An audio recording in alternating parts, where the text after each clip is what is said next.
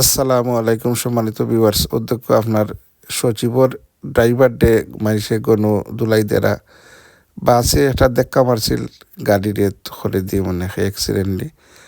আর ড্রাইভারের দুর্ব্যবহারের কারণে পরে বাদে মাইসে কিছু গাড়ির ভিতরে তাবাবো মারছিল বাদে গাড়ি থেকে রোল্লাখান একটা জিনিস পাহরিয়া আইয়া মানুষ পাবলিকরে মারতে চাইছিল বাদে পাবলিক তো জনতা বীর জনতা তাদের হাতেই সব ক্ষমতা জনতাবাদী উত্তম মাধ্যম দিচ্ছে নাকি।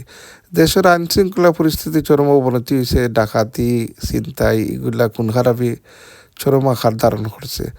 আমরা দেশের পরিস্থিতির আইন শৃঙ্খলার উন্নতি কামনা করি আর দেশে একটা আসু নির্বাচন কামনা করতাম। নির্বাচনের কোনো বিকল্প নাই। নির্বাচন না হইলে এই সরকার দেশের আইন শৃঙ্খলা পরিস্থিতি কোনো অবস্থাতেই নিয়ন্ত্রণ করতে পারেন না। এটা একবারে যেটা বাস্তবতা আছে, এটা আমরা যে দল সাপোর্ট করি কিংবা যে দলই করি এটা মান্য নিতে হইব। কেন লাগি দেশের একজন নির্বাচিত সরকার খুবই জরুরি বর্তমানে। কেন লাগি আরও যদি কাল ক্ষেপণ করেন দেশ কোন দিকে যাইব জানলাম না। আসসালামু আলাইকুম।